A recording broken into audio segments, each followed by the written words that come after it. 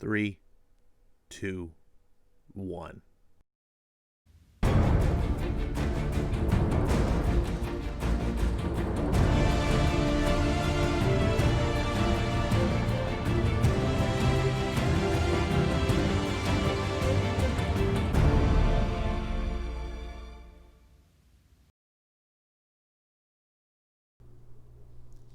What is going on, everybody? It is Wednesday, October 14th, 2020. COVID is still going on.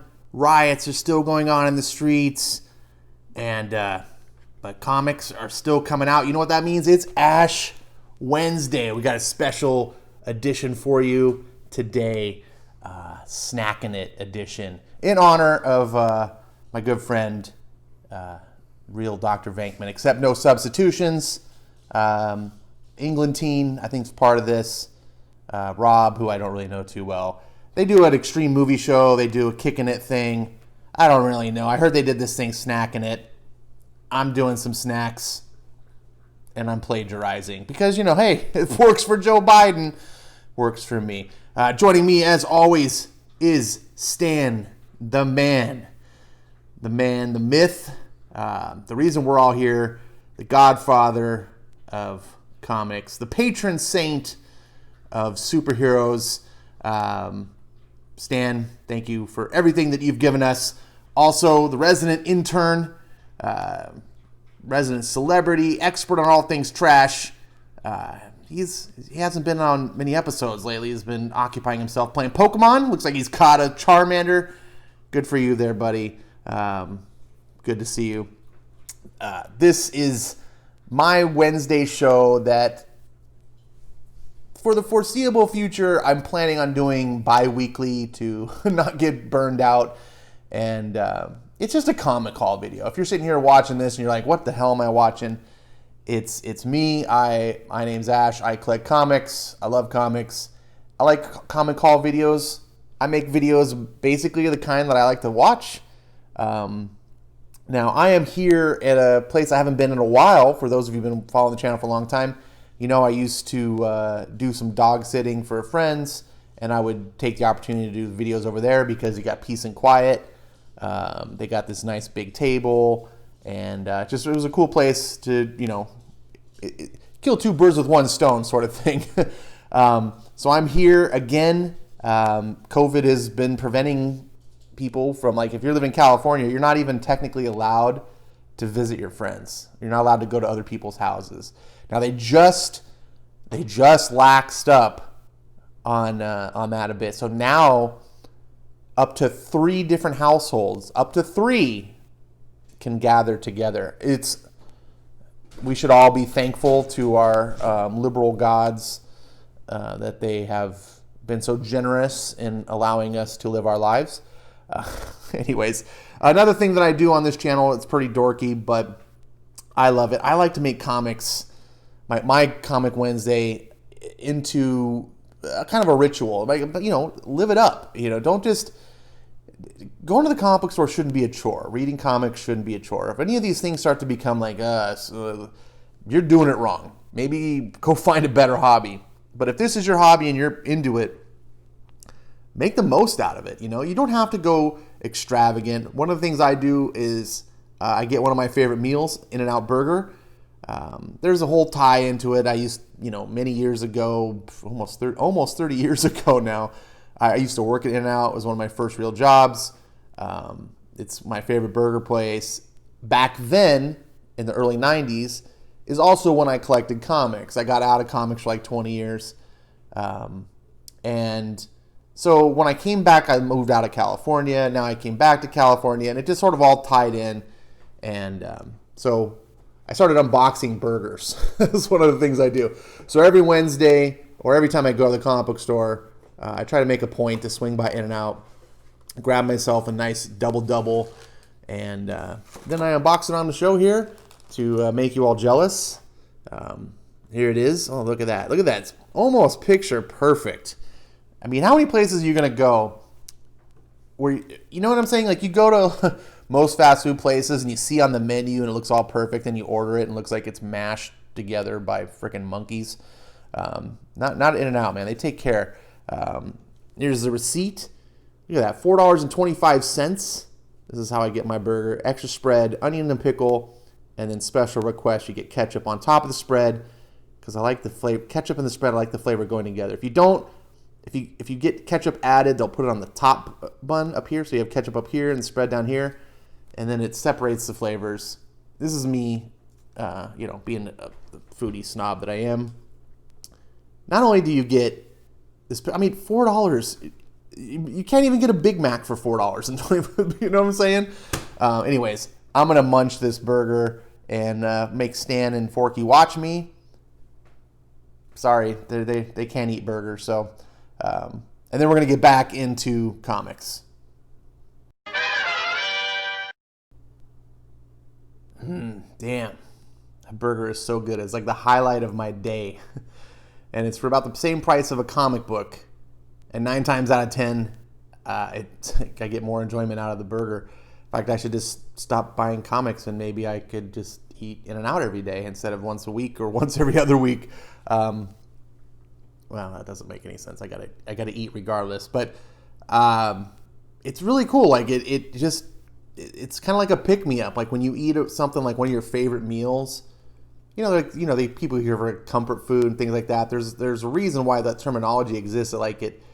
It brings you a level of comfort. It makes you feel good, and it can alter your mood.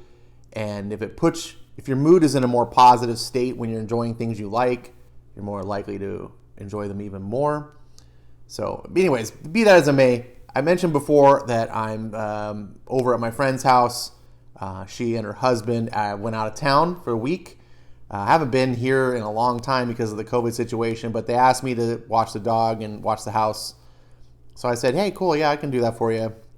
I have availability and, doesn't really crash or clash with my other responsibilities. And she's like, oh, you want me to pick you up some snacks or something? And so I gave her a list of things that I was like, well, here's the things I like. If you want to pick up some snacks, pick from this list. She ended up picking, I think, pretty much everything from the list. I was like, oh, geez, you're like really generous. So I thank you. And I was here to do my video, and I was like, this might be a cool time. Talk about burgers. Why not talk about snacks? So that's what I'm going to use this opportunity here to talk about the things that I like to snack on when I'm in a snacking mood. You can't always, well, I can because I don't read paper comics as much anymore on my iPad. So if my fingers get dirty, it's no big deal. So without further ado, this is Ash on snacks. These are just my favorite snacky munchies, whatever. It's not all inclusive. There's other things I like too. But these are the ones that came across the top of my head. Number one, of course, you probably expected Gummy Bears are the bomb. Now, Haribo isn't my favorite brand. Black Forest is number one. Haribo is a solid brand. It's better, it's getting store-bought and stuff. These are a little bit like tangier. Kind of like, like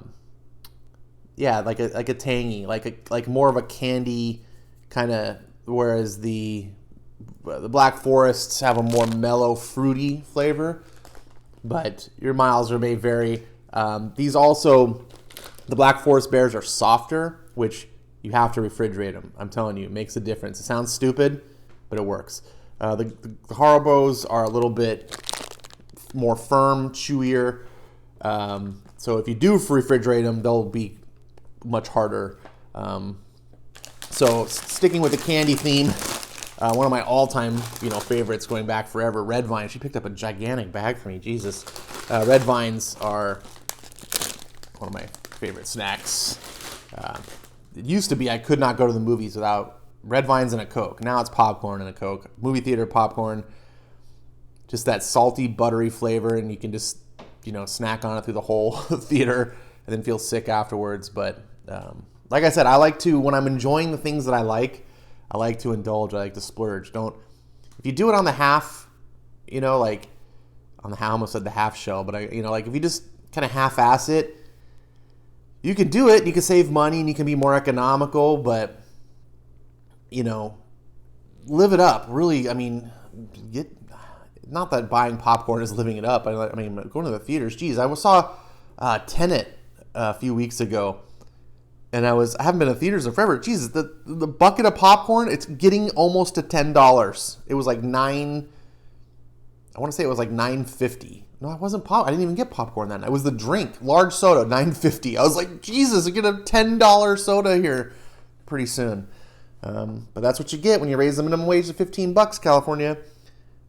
Speaking of salty sweets, I think this will be Eric Breen approved. He's probably snickering, no pun intended, at the Gummy Bears. But Pringles is all-time favorite. Sour cream and onion is easily probably the best overall flavor.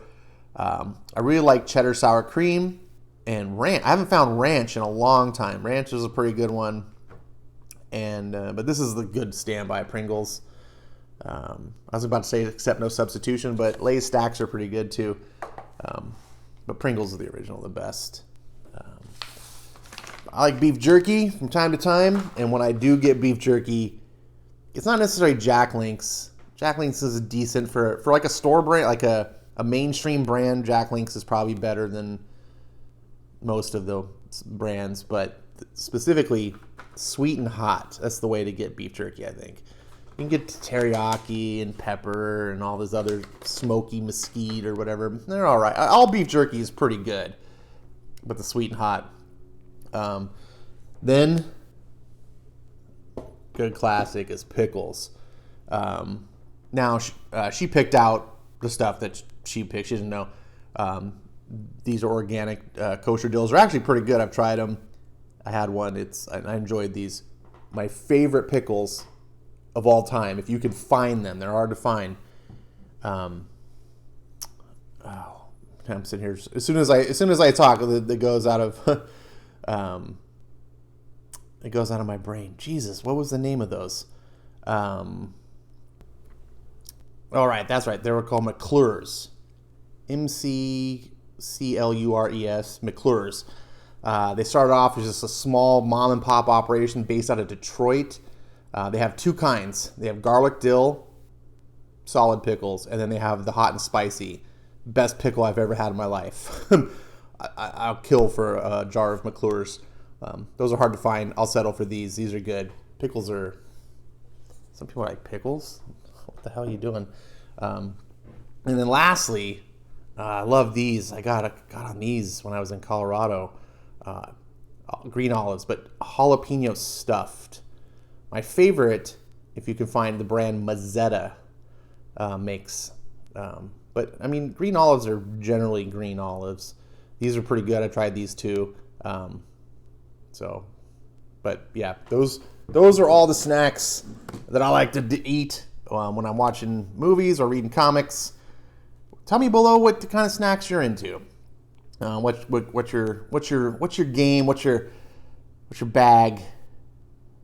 I want to move on. So I can't often think about things to talk about. That's not true. I think about things to talk about all the time.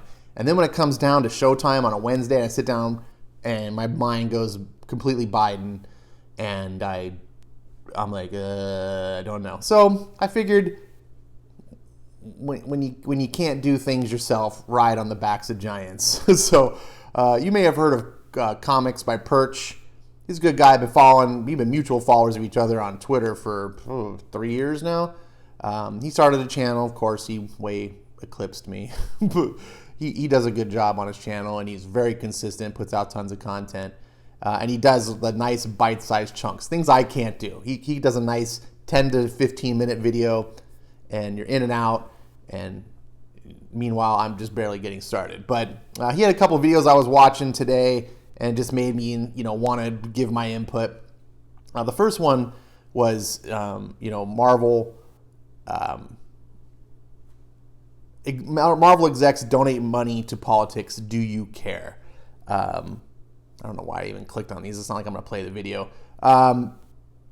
And this was kind of a nothing burger video for me. I don't really know why Perch made it. I don't even know why I'm commenting on it. I guess we're in the same boat. I don't care I don't care who people give money to. Like that, it's stupid.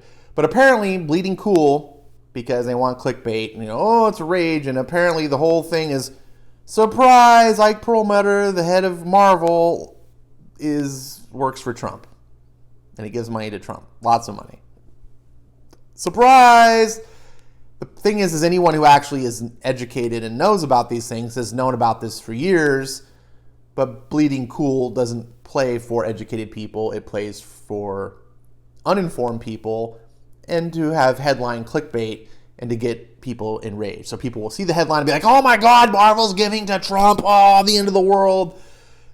That's what Bleeding Cool's for. Those people aren't going to research any further. It doesn't matter. But in case you were one of those people who didn't know, yes, Ike Perlmutter gives to Trump, works for Trump apparently. He's part of the Trump campaign in some fashion.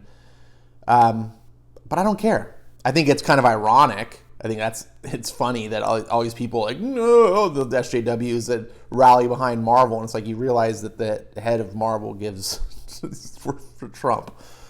But obviously it's not affecting his business that way. Like his whole company is run by SJWs. So how much, is he really a Trump supporter? I don't know. He's probably just friends with Trump from way back, and it was just like, oh, you're running for president, I'll be on your side. Not because I so agree with you ideologically, but I'm guessing maybe it could just be because we're friends. Who knows? Honestly, I don't see the reason to care. Sorry, making noise over here, looking for my notes. I'm turning into an old man. I hate it. Anyway, so moving on. The next video I watched is Star Wars. Where does it go from here? Perch does a video on this, and this was not a whole lot. But there was one point of this video that I wanted to stress, that my thoughts on Star Wars and where it goes is it doesn't matter anymore. Because Disney made one fundamental failure. And it's not about making a terrible movie or anything like that. Disney exposed that Star Wars can bleed. And what I mean by that is, previous to Disney, and in many ways previous to the prequel trilogy, Star Wars was this sacred cow. Star Wars was this thing that it had 3 perfect or near perfect movies that no one else had come close to even achieving, until maybe like Lord of the Rings, right? Like, I don't even think Lord of the Rings as a trilogy, being a fantasy, being just a quality movie experience. Star Wars has lasted, we're on like the 45th anniversary, almost 50 years now going on Star Wars. Jeez. It's getting close. I think Empire is the 45th anniversary of Empire. It doesn't matter. It's been around, and obviously it's made a huge impact on American culture. And Disney has shown that Star Wars isn't special. That's what happens. Disney made Star Wars not special. Disney made Star Wars into Ghostbusters, right? Once upon a time, Ghostbusters was like, woo, like Ghostbusters. That's like, I still think to this day, Ghostbusters is one of the greatest comedy films of all time. Like, absolutely. The sequel was kind of, okay, you're not living up to it. It was okay. It was just okay.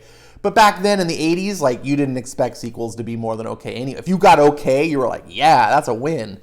And then it's with the Ghostbusters 2016. It just showed like, Ghostbusters is just trash we can exploit, and who cares? It's every other movie franchise now. It's like a James Bond. Maybe that's a better example, is James Bond. People love James Bond. James Bond's going to be around for a long time. Star Wars is going to be around for a long time. But people are very well aware that James Bond movies can suck, right? And in some people's opinions, several recent films from the current run haven't been good. It's like Casino Royale and then fail. It's like, so people go see them, they go, okay, and they hope that they'll be good. And I think that's the future of Star Wars going forward, is like, oh, there's a Star Wars movie coming out. Hopefully it'll be pretty good and worth my money, but it won't be like it was, where people lined up days ahead of time to get in line to get the tickets, and just flipping out and over, the enthusiasm for these movies was unlike any other film ever. And it's because Disney, like I said, they pulled back the curtain and exposed that the Wizard of Oz is just an old man, and who cares now? And it's like Star Trek films. It's like James Bond. It's just sometimes they can be pretty good, sometimes they can suck horrendously, and we just move on, and no one really cares that much because it's not that big of a deal. It's now like everything else. And that's what Disney did to arguably the greatest film franchise has ever been, and probably ever will be. And that's the fundamental flaw. Disney didn't caretake. And so it doesn't really matter what they do anymore. I think The Mandalorian is kind of cool. There's some cool elements to it. But there's also some really freaking stupid elements to it that make me go, why do people like this? Like, I'd say about half of the film, Disney Star Wars films are better than The Mandalorian, and people shit on those. But whatever. People have different opinions. And that segues into the next video, which is the best one of the three that I liked that Perch did, is why does it bother people when others like what they don't? And I would say that, and I'm assuming you're going to watch these videos, but Perch kind of goes off on people watch these or people have these things that they don't like something, like let's say it's the Spider-Man run currently going on, and they hate it, they think it's trash, but then someone else is like, oh, I'm having a good time. And then, Perch makes this example of like people hate that they can't stand that someone else would like it because they don't. And I guess that does happen. I think it's more often the reverse, that they love something and then someone else comes in and goes, oh, it's trash. And that's when people, I think, get more bothered. Now, my opinion on this subject is it's not about people being bothered that someone likes or dislikes something that they dislike or like, conversely. I think it's more of a case where in the age of social media and the age of people making YouTube videos like myself and putting your opinions out there, it's not like people are just going, yeah, I'm enjoying the Nick Spencer Spider-Man run. What's happening is you're seeing people going, Nick Spencer's Spider-Man run is one of the greatest runs in recent memory, and da-da-da. And so someone else that reads it and goes, no, this is trash, they're instantly going to clash because it's extreme opinions. It's not necessarily hyperbolic, but you're not coming in and just saying, I'm enjoying it. And I think there's a big, clear difference between subjective entertainment and your personal enjoyment of something that you somehow connects to you, versus quality. And a lot of people don't separate the two. A lot of people will go see a movie, they'll hate the movie, and instantly it's like, that movie sucks. And it's like, no, it sucked to you. Like, it didn't bring you the enjoyment you want. But that's not the same as sucking. I used to have this all the time with James Cameron's Titanic. And people are like, that's just so shitty of a movie. And I'm just like, objectively, it's not. I mean, at the time, it was by far and away the highest grossing film of all time. Like, not even, like, the second nearest film was like half of what Titanic grossed. You say, well, Ash, making money isn't everything. No, but it's an indicator. It's a very strong indicator. It was also the most highly awarded when it comes to Academy Awards. You say, well, Ash, the Academy Awards are bullshit. And I'm like, well, not in the 90s. Today, yes, they're very political. But when you combine one of the most successful films of all time with the most awarded film of all time, plus, I mean, if you just understand film, it's not a bad film. Now, you may hate love stories. You may have hated certain decisions and things that the characters did that you look at it and go, that totally doesn't appeal to me at all. It's like nails on a chalkboard. And that's totally fine. We all don't like the same things. But when you say that movie's trash, you're instantly putting forth an assertion that someone else who thinks strongly the other way is going to want to refute, especially if there's someone like me who doesn't shy away from conflict and arguments. And I think that's why you get that situation. Now, if someone were to come to me and be like, yeah, I know everyone likes Titanic, this highly awarded film, so it didn't resonate with me. I'd be like, all right, cool, I get it. Like, that happens. It's the way that it is. Like, it's not for you. That's cool. but most people don't talk like that.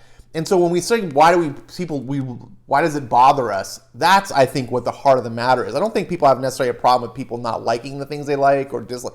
It's the assertions of, basically you're saying, you don't know what the hell you're talking about. Your opinion is trash because this movie's trash. And we get all, identity politics into it. And I think that really comes down to absurdity, right? It's absurd to say Titanic is a trash film. It just is. It's absurd. And I think I've talked about why. And sometimes that makes me, when someone starts speaking in absurdities, if someone comes to me and says, what was it? Amazing Spider-Man 2 is the best superhero movie ever. I'm just like, that's absurd. That's just, you may like it. It may have connected to you in a special way that you just love, but it's absurd to just go into that realm of hyperbole and say stuff like that, which evokes people to respond equally, in the opposite direction. And then finally at the end of your video, Perch talks about how it doesn't really matter in the end of the day. And to that, I think it's because Perch is a retailer. And he even admits as such in the video where he talks about, look, he wants to move comics. He wants to sell comics. And that's great. And I'm glad that he's actually transparent in those opinions. But when it comes down to these type of arguments and discussions like that, 99% or more of the people having these things aren't coming from a person trying to move product. They're coming from a person of, I'm spending money on this for my personal enjoyment.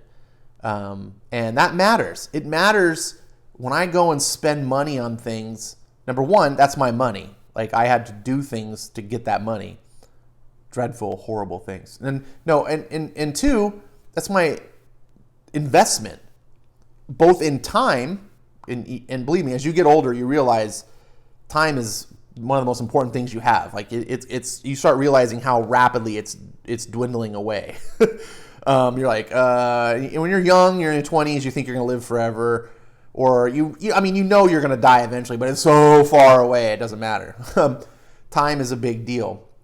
But also, not just a time investment, but an emotional investment. For me, things like Star Wars. Star Wars is my absolute number one fandom of anything ever in the world. And when it comes to like fictional things, Star Wars, I've seen every Star Wars in the theater. Star Wars is the first movie I ever saw. And it's just been a part of my life. It's shaped who I am as a person. It shaped how I see fiction and literature and storytelling and everything. It's so much a part of me. I can't ever see anyone or anything ever replacing that on the way Star Wars has. Now, when I go and I see a Star Wars movie and it sucks, it's heartbreaking because I get excited. Oh, this movie's coming out. And generally they don't just tell you, hey, in 2 weeks the Star Wars movie's coming out. You're like, woohoo. When you're someone like me, you're like, dude, there's a new Star Wars movie. And you know about it like 2 years in advance. And so for those 2 years, you're building up your enthusiasm. You're like, oh, I can't wait. You're following some behind the scenes things or whatever. You're getting excited. Your imagination is running. What can it be about? What's going to go on? And then you see it. And if it sucks, it destroys you. And you say, oh, Ash, that's silly to say. Like, you let a movie destroy you. And it's like, well, okay,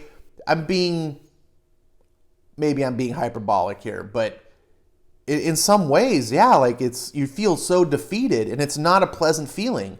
So on top of the money you spent, and if you go to the movie theater and you buy the freaking $10 soda and the $8 popcorn and whatever else, you might have spent 30, 40, 50 bucks to see it, just a 2 hour, 2.5 hour thing, so you got then you got your time, then you got your emotional. And if it's not good, that matters. So when Perch says, oh, it doesn't really matter. No, it does. It does. In comics, the number one thing in comics that reason I got into comics, the reason I stayed in comics, the thing that got me most excited was X-Men. And it breaks my heart that the current X-Men is just utter trash. I can't read it. Like, it pisses me off, literally. And I would love so much to enjoy it, but I can't. And I gave it a chance, and I wasted my money, and I wasted my time, and I wasted my emotions. And it matters. And so when people start talking about it, especially if people try to talk to me, Ash, X-Men is the greatest. No, it's not. Shut your mouth. Jonathan Hickman is, yes, I understand he's got a good resume and he's an accomplished writer, but that doesn't mean that he can't fail. Use some critical thought. He can write shit. Just because it's got Hickman's name on it doesn't just automatically turn it into gold. So that's all I have to say on those subjects. You're like, oh, thank God, move on to the next thing. Get to the comics, comic man. All right, thanks for hearing me out. This is part of what these videos are about, talking shit about things. I don't know, so think of it like a podcast. Hopefully, I'm not so boring. We'll get on to the next subject. Before we jump into the physical comics, I wanted to show, I picked this up this morning, made it at the last minute. I kind of had a reminder. I was on the fence back and forth, and I was like, what am I even thinking? Why am I on the fence about this? I picked up the Humble Comics bundle for the Boys versus Project Superpowers, and just kind of wanted to show it off here. This is what Humble Bundle looks like in the background. When you buy something, whether it's video games, comics, Humble Bundle saves all your stuff. So if, for example, you bought a video game and then your computer crashed, you had to get a new computer, you could go to log in Humble Bundle and you could re-download your purchases. Same with your comic books. These comic books come in multiple formats, PDF, EPUB, MOBI, and CBZ. I pretty much only use CBZ. That's the comic book, for the comic book reader format. PDF, of course, would be readable by, you could read that in your web browser. So your miles, you know what you want to get. If you have EPUB, that's going to be for like a, your Kindle e-reader type thing. Now, these books are all DRM free, so you own them. It's not like you're, if something goes away, you download these, they're yours. Do what you want with them. So, but here's what I did the $15 level, and these are all the books that I got. I think it's like 29 books. Almost all of them, with a few exceptions, like I think Dear Becky are just single issues. Those are the new comics that just came out. These are all trade paperbacks. So for $15, look at the trades. Now they're not physical trades, but at this point I really don't care. I don't need the extra room. The physical trades I'm gonna save for just the super, super special stuff. And $15, that's the cost of one physical trade. So yeah, this is all what I got. I'm very pleased, especially because I just started reading The Boys and I'm really liking. I'm like, wow, this is, in some ways it's better than the show. Some people have said that The Boys, the show is better than the comic, and in some ways it is true. The plot lines and storylines are a little bit more thought out. You can tell there's more writers involved to iron out some of the kinks instead of just Garth Ennis doing his thing. But on the other hand, Garth Ennis, the comic book version, kind of has this singular vision of like a one-man creator who's got his idea and goes with it and doesn't have to like cater to a studio or anything like that. It just and because of that, it goes in some cool directions that the show doesn't. That I'm enjoying, and I get to enjoy both of them. That's the real kicker. So that's that. While we're on Humble Bundle, I just wanted to bring this out. I noticed there was a new one. Now, this is not one of the super mega deals that Humble Bundle, like I just showed, you get, but this is still a good deal. Now, you may have heard of AWA Upshot. I reviewed, these 4 comics, actually, that you see on the screen. I did a video on all 4 of them. You can get all of them, including some of the extra behind-the-scenes stuff, plus Year Zero, which I didn't review, for $1. So that's, if you want to sample these books yourself and go, I'm not sure, $1. Now, these are just single issues, not trade paperbacks, but still, these are new issues. These just came out in the last couple months. Pay $8, you get more issues, like issues 2 and 3 of most of these series. And if you pay the full $15, I believe it unlocks all the issues. So you get, Resistance, 6-issue series, so you get the whole thing of that. I think Archangel is just a 5-issue series. So you get like the whole run. For $15, you get all the Archangels, all the Hotel, So essentially these would be the trades. And these are new comics. So instead of paying $3.99 per issue, you'd be paying way under that. Now, if this is something that you were curious about AWA, but you're like, I don't know, this might be a really good economical way to read these books and have them and be cheap. So the whole point, and you need to support the Hero Initiative is because Humble Bundle is all about charity. So I just like to bring this to your attention. If it's not for you, it's not for you. But if it is, you might go, oh, awesome, Ash, thanks for bringing that. You know, I would have never known. You got 20 days to decide, and you can put a reminder on, and it'll remind you. And that's that. Let's get to the physical comics now. All right, my friends, we're back in the real world with Stan and Forky and Charmander. Best Pokemon, by the way. And if you disagree, you're wrong. Just kidding. You can have a different Pokemon that's your favorite. Anyways, these are 2 weeks of comics. I'm trying to really pare down my comic buying because comics are getting more and more expensive. The big two, Marvel and DC, continue to just want to exploit users more and more, and it's pissing me off. So I'm trying to pare that down, and because I'm paring it down, I don't want to go to the store because, only 1 or 2 issues came out. I go to the store, it's just extra gas and time, and you know how it is. So that's what I'm doing right now. Anyways, first book is Batman 100. Got a pretty cool cover. I like what they did here. It's got the prestige format kind of binding. This was $6.99. I have not caught up on Joker War, so I know people have out there reviewed it and talked about it. I don't actually know, so don't spoil anything for me. But I've been enjoying what I've read so far. I was a little bit dismayed that they would do the Detective Comics 1027. I talked about that on a previous episode, following, of course, with Batman 100. But you knew they were going to do this. This is a pretty thick issue for $6.99. It doesn't really show up on camera, but yeah, I mean, I feel like at least you're getting your money's worth on a content level, like the amount of content. Also, I like that this is not one of those big, what they've been doing lately, where it's just an anthology issue, a bunch of little short stories. Those are always. And Detective Comics, since we have talked about that, it's like 144 pages. That's a lot. But still, I don't want $10 comics. Like, give me bite-sized, affordable chunks. That's what comics should be, the price of a candy bar. So, disposable entertainment. Speaking of Detective Comics, this is the first issue that's post-Joker War. I don't know anything about it. Beyond the Grave, Peter Tomasi. Sure, I'm hoping it's good. Then we've got Justice League.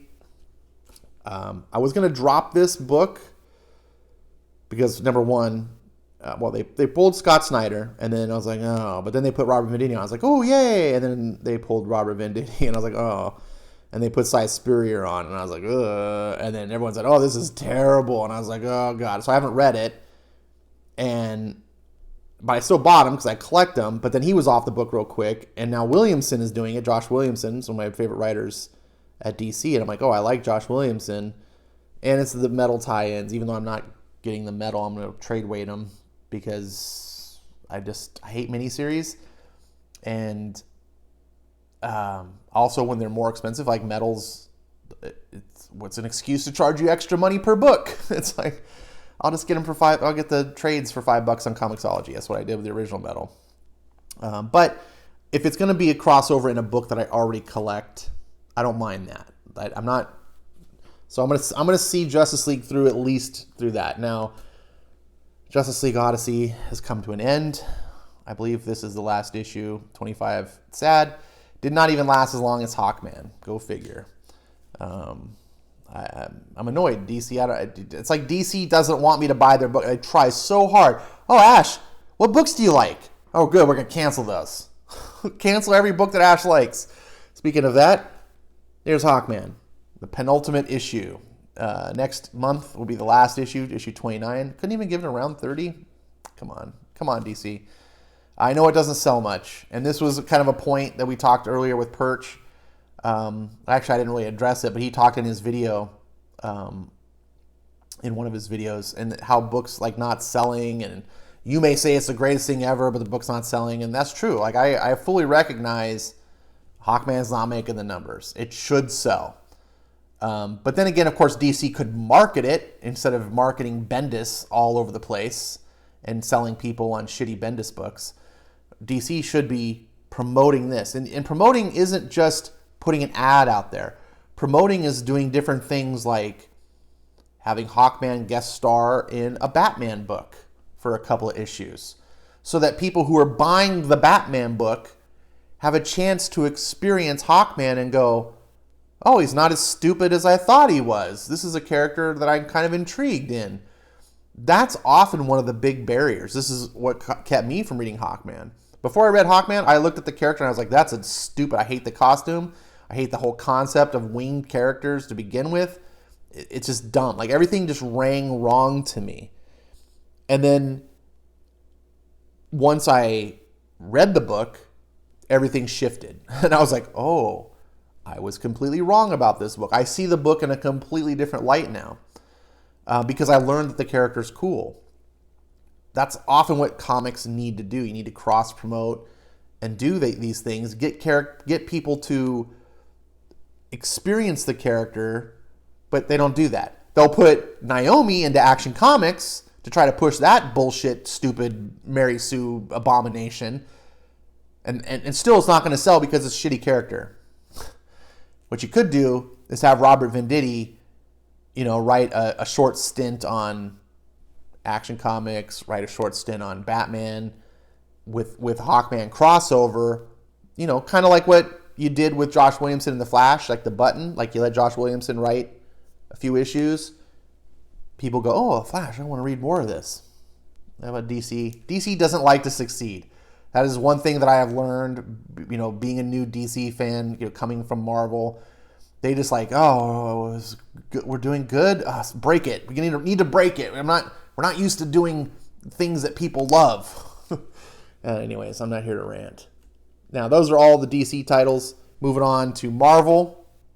This is Thor. It's one of the only Marvel books I buy, which is why, even though I'm a Marvel fanboy, fanboy's not correct. I'm a wish I was a Marvel fanboy, because Marvel is what got me into comics. That's my bag, but Marvel's just constantly shitting the bed, like constantly. Donny Cates is one of the few creators worth following. I do enjoy this cover. If you follow Venom, this is the homage cover to Venom issue 16, where he's eating a sandwich and then there's a fight in the background. I thought that was kind of cool, especially since they're both Donny Cates books. I thought that was kind of neat. This is a side story about now how everyone can pick up the hammer now.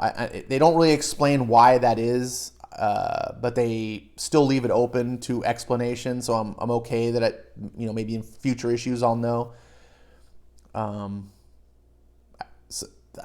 read this issue, I think I said, but at the end of this book, spoiler alert, fast forward 30 seconds, they bring back Donald Blake. And I'm like, that's the dumb Thor. I want actual Thor Odinson. Donald Blake is dumb Thor. I don't want I smash my staff into the ground and I have the power of Thor. We'll see what Donny Cates can do. He made me like Venom, so maybe he can make me like Donald Blake. Now, you heard me before talking shit about Jonathan Hickman, and it's not because I'm a Jonathan Hickman hater. And as proof, here it is, $5. You raise the price. I better not be paying $5 for a bunch of white pages. But Decorum is a book that I've been buying and enjoying, and it is a brain-busting, hard sci-fi, just what the hell am I reading kind of book. It's obviously not going to be for everyone. I think this cover is hideous. I don't know what the hell Hickman's doing, to be honest, when it comes to designing his books. This cover's hideous. What the? This is not going to make someone pick this up off the shelf. Someone's not walking by going, "Ooh, I need to buy this." I like the book, and I'm like, "Ooh, I want to put this down. I don't want to buy it anymore." But I'm committed to 6 issues of this book because I think it has somewhere to go, and it's new. I like sci-fi. I like mind-bending I like reads that are challenging.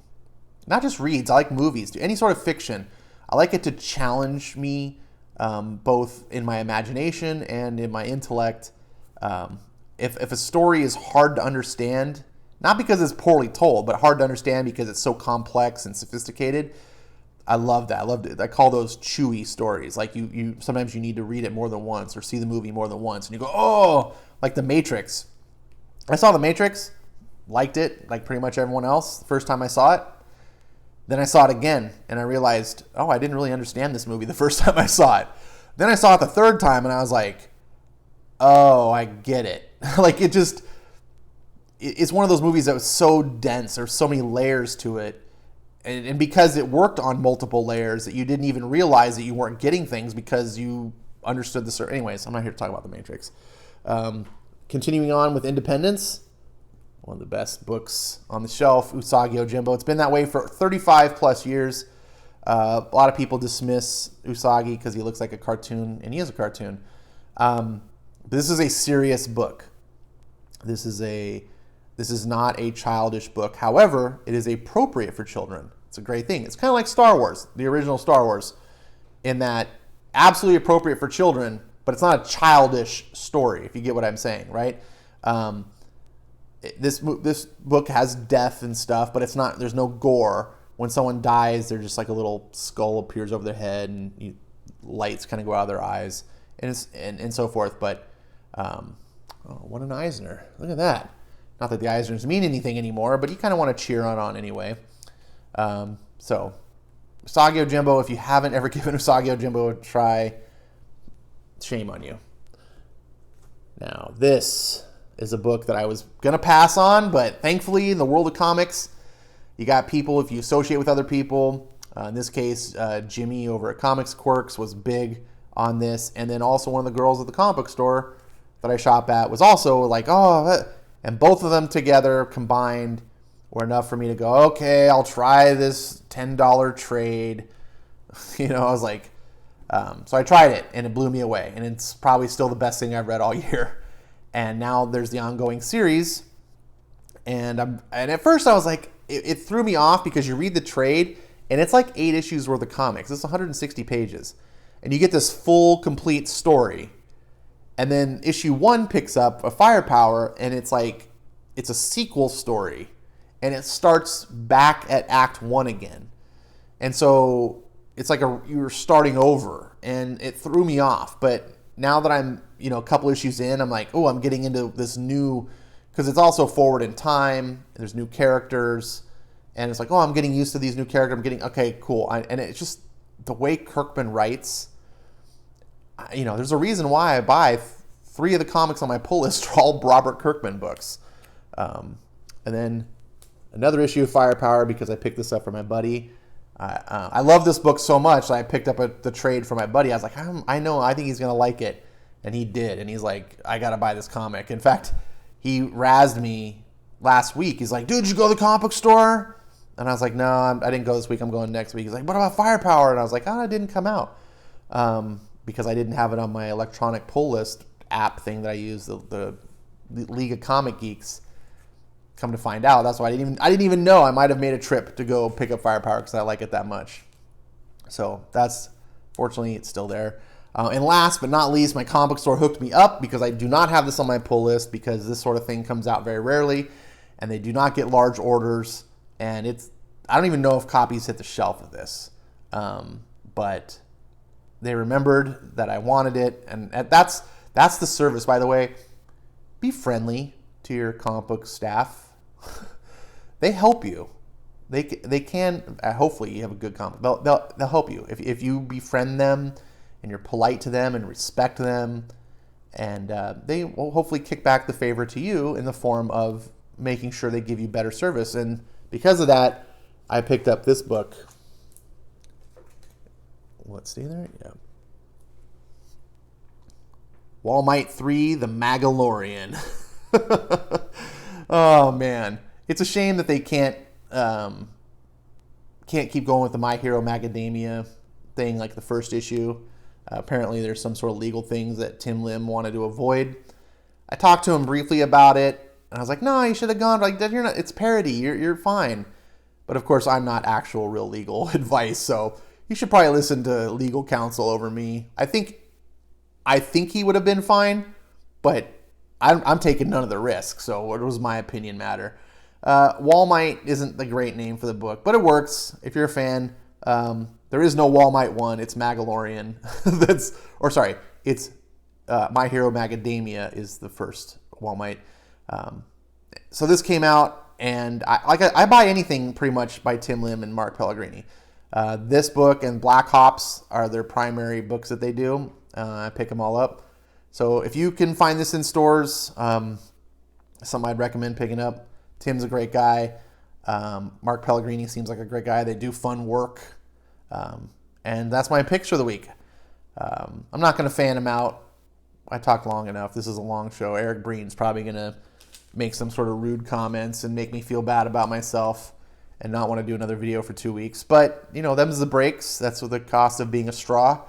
And if you don't know what that is, ask Eric, because I don't know what it is either. But apparently that's what I am. For Stan and Forky and Charmander, hopefully you had a great new comic book day. Hopefully you got to eat some good grubs, good snacks. Again, tell me down below what kind of snacks you're into. And, especially if it's like a certain brand or a certain kind that's like really special, that helps as well. I just like knowing that sort of stuff. I don't know why. I'm a dork. What kind of comics are you picking up? I like to hear that. I like to see what people just, you can just put, even if it's not your whole list, if you just want like your top 3 or whatever you picked up, I like to see what other people are getting. And I think it's good to share the books that you're enthused about, the books that you spend your money on, because those are worth buying. I wish I could get more people to buy Hawkman. I wish it wouldn't have been canceled because everyone should have bought it. It's that good. Instead, people are buying shitty other DC books that aren't good. I mean, not that all DC books are shitty, but whatever. Yeah. I don't have anything else to say. So thanks for watching this far, and I look forward to talking to you again soon. Take care.